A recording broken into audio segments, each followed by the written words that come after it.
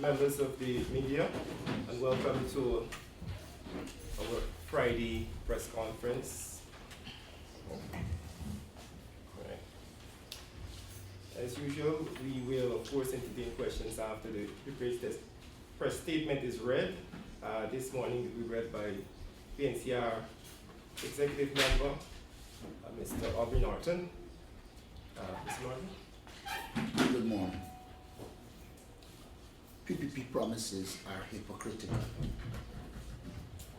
The People's National Congress Reform notes that the People's Progressive Party and its dishonest presidential candidate are making false promises to the people of Guyana after having 23 years in government to better the lives of the people of Guyana and failed to do so. In response to President David Granger and the APNU-AFC successes in every sector in the last 4 years, the PPP is promising all sorts of things that they cannot deliver because they are incompetent and corrupt and will squander Guyana resources rather than invest in the people and the development of our country. The political hypocrites are now promising to restore the joint services bonus, provide free university education after 5 years, and cheap house lots. Let it be known that what the PPP is calling a joint service bonus is a scheme that was devised by them to divide public servants by giving all of them low wages while giving 1 month's salary to the joint services so that they will feel contented. Meanwhile, they were busy colluding with drug lords, criminalizing the state, and starving the same joint services of training, resources, and remuneration necessary to maintain law and order. The coalition government has reversed that trend. Our joint services are now better equipped, better trained, and better paid to serve and protect the people of Guyana. Thanks to the APNU-AFC, we live in a safer and freer Guyana. In keeping with their dishonest DNA, the PPP never admitted that the so-called bonus was bogus. In the first place, the salaries of the joint services, like all other public servants, were kept shamelessly low. While the end-of-year payout had the appearance of the recipient doing better, the fact is they were not. What the PPP conveniently failed to explain to members of the joint services was that when you get a bonus, your salaries do not go up. And in the long term, you will be worse off since your pension and other benefits do not go up with a bonus. Pensions and allowances only go up with increased wages and salaries. The PPP therefore conned the joint services and wants to continue their con game. We will not allow that to happen. Under the APNU-AFC, the joint services will continue to receive real increase in wages, salaries, allowances, and better working conditions. Under this APNU plus AFC government, members of the joint services can now look forward to a better life after retirement. Members of the joint services are now better off since they have higher salaries and as a result will have higher pensions and other benefits. Salaries for junior ranks in the service have increased by more than 60%, and all ranks have benefited from significant increases in wages and payments, and their take-home pay is much better than what it was under the PPP. With the 2019 salary increase announced by President David Granger, members of the joint services will be better off since they will also receive tax-free retroactive payments. Simple mathematics will reveal that all ranks will get more than their monthly salary, which the PPP gave as a bonus. This means that our brothers and sisters in uniform will be getting more money than they would have gotten under the PPP.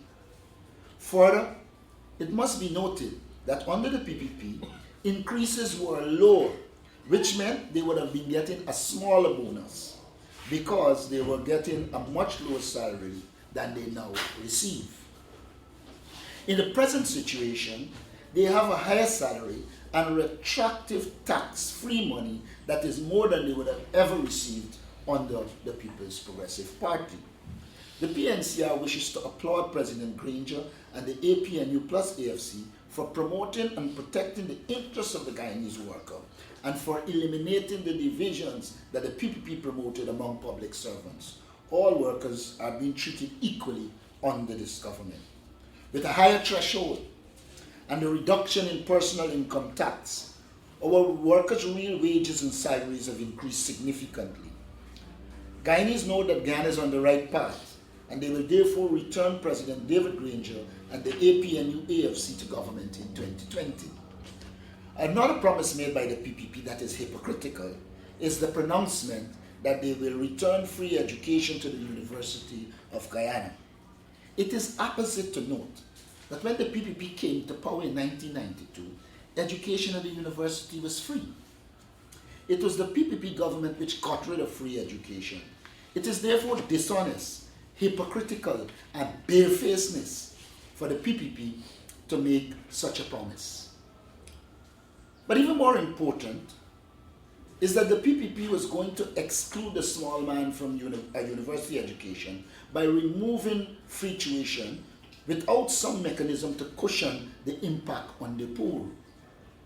It was only as a result of protests and the public outcry that the PPP grudgingly agreed to provide students with loans. It must be the zenith of hypocrisy for them to now be promising a return of free university education. The PPP never had and will never have the university and its students' interest at heart.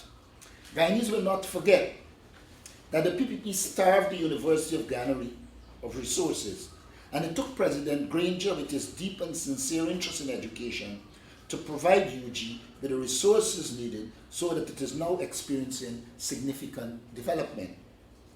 How could the PPP have interest in UG when it allowed the medical school to lose its accreditation? UG is now an accredited medical school thanks to the APNU plus AFC. Apart from removing free tertiary education and depriving the poor of access to university education, the PPP probably manifested their disdain for helping the poor by refusing to give scholarships to students who wanted to do law. Fortunately for the poor, President Granger and the APNU-AFC have restored their right to scholarships to pursue legal studies so that the children of the poor who want to become lawyers could realize their ambition. But probably the greatest manifestation of PPP dishonesty and hypocrisy is the promise to give Guyanese cheaper house lots. Which sensible Guyanese will believe them? Guyanese will not forget that the PPP with its dishonest housing minister, Irfan Ali, sold the PPP elites and its friends house lots at $144 per square foot, while selling poor, ordinary Guyanese house lots at $500 per square foot. The PPP elite now lives in their paid-for mansions, while poor people struggle with heavy mortgages. Unfortunately for the PPP, Guyanese have gone past the house lot farce. While we will continue to deal with the 25,000 backlog of house lot applications they left behind, we have been providing houses in community for many Guyanese and will continue to do so. It should be evident to all Guyanese that the PPP doesn't care for poor people. The PPP took millions of taxpayers' monies to provide Pradoville with all the infrastructure it needed. In contrast, in Parfait, Harmony, Farm, and other low-income schemes, they left those housing communities without the basic needs to live comfortably. It is this coalition government that is now providing those communities with water, electricity, and proper roads. The PNCR wishes to applaud President David Granger and the APNU-AFC for ensuring our people are getting a better life and much more to hope for. We are convinced that the Guyanese people do not want to return to the PPP's era of lawlessness and discrimination against the poor. They want to stay on the present path of development. the people are convinced that the PPP's obsession with getting power is not to serve the people, but to enrich themselves. Thank you. I have the questions on this statement. I don't know if my colleagues... Well, go ahead and ask whichever question. Yes, go ahead. Mr. Norton, could you give us an update on the talks done yesterday? I know it's going to be continuing, but we haven't yet seen the joint statement. Could you give me the PNC? Well, first of all, I think the joint... Oh, okay. Could you give me the PNC perspective on those talks? Well, I don't know what you mean by the PNC perspective, but I know the APNU set out some clear guidelines. They had agreed on core principles. And one of the things that fundamentally underpin all the discussion is that whatever agreement comes out, it must be consistent with the Constitution of Guyana. And that is the basis on which we acted. I believe that it will be premature for me to get into any details when the parties have agreed that they will release a statement and they will give details.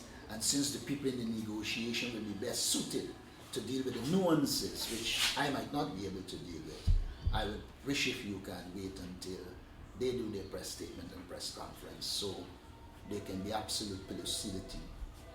But speaking on the PNC's position, I'd like to have a comment on last week's Friday's AFC's position.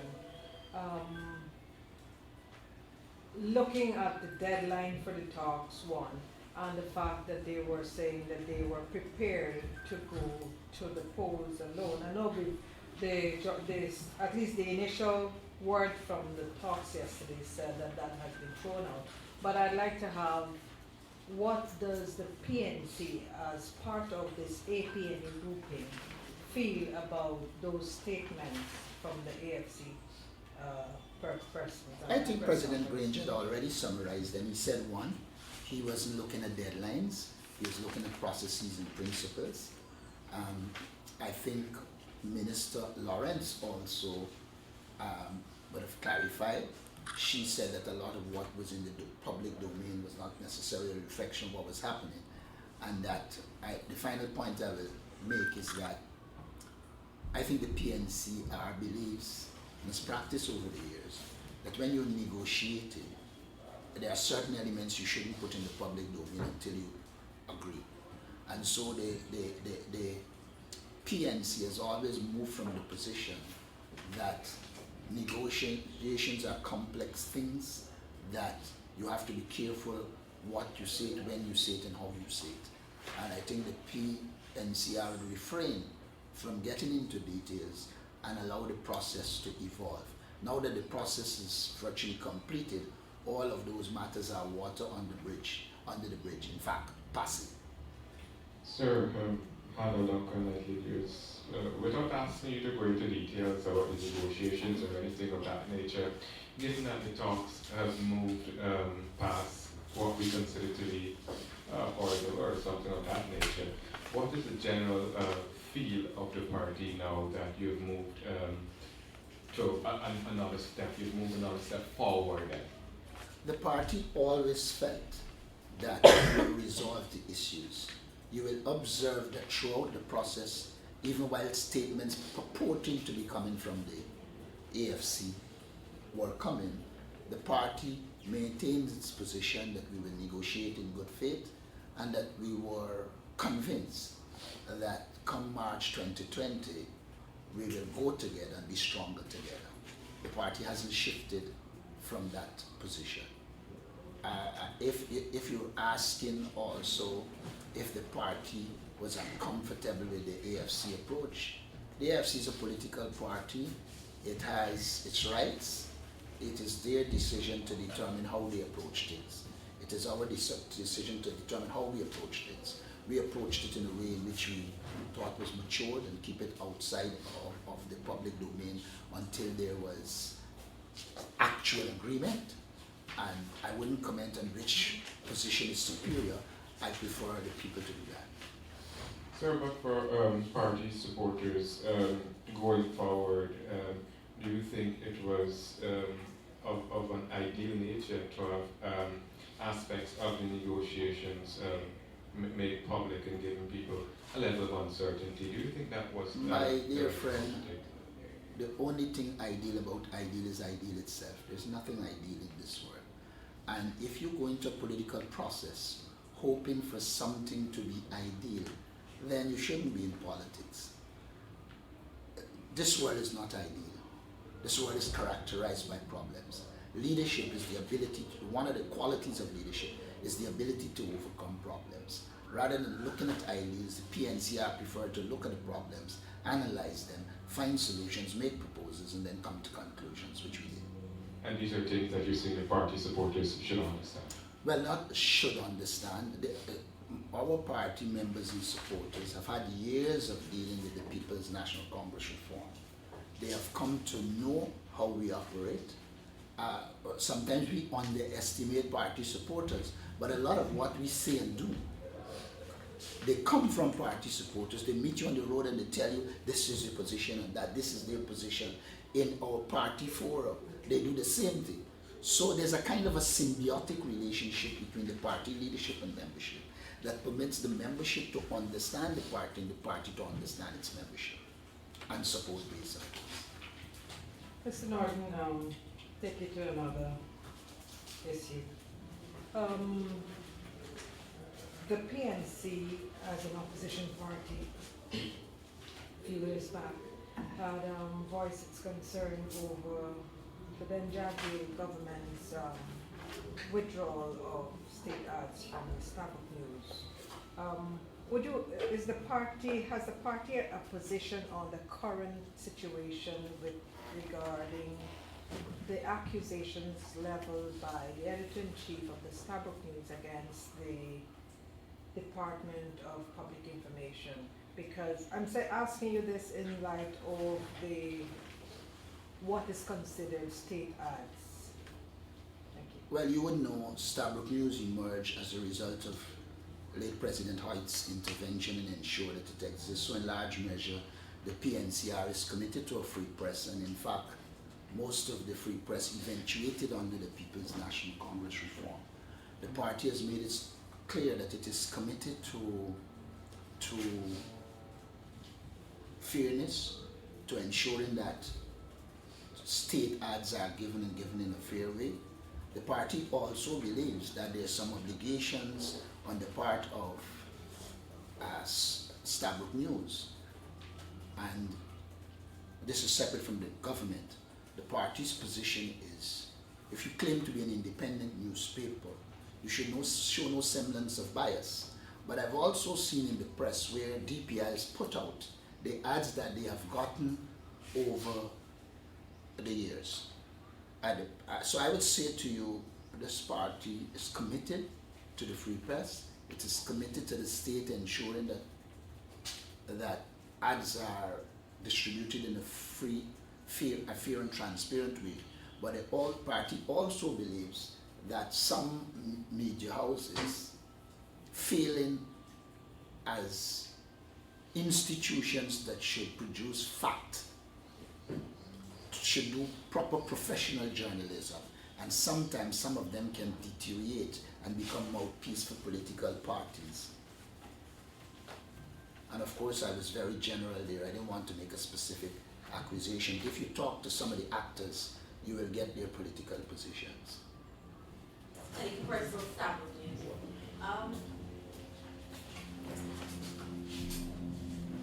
Press release from the APNU on Tuesday said that the executive met to discuss a formula or ratio for distribution of parliamentary seats within the APNU after the March election.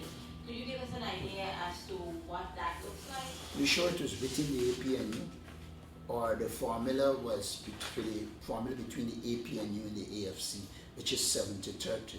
Okay, so there is no formula for distribution within the APNU? I didn't say that. I was merely correcting you to establish that that press statement, as I understand it, made no reference to distribution within the PNC. It sought a formula to be part of whatever agreement they will have between the APNU and the AFC. And if perchance the APNU finishes its formula, etc., it's the kind of political movement that is open, and they will inform the public. So as far as you're aware, no such formula exists at this time for distribution of seats within the APNU. I would put it this way. I cannot say that there is or there isn't, but I am not privy to any information which says that this is what will happen. Thank you. No other questions? We want to thank you for being here today. Join us again next Friday at 11 a.m. Thank you very much, ladies and gentlemen.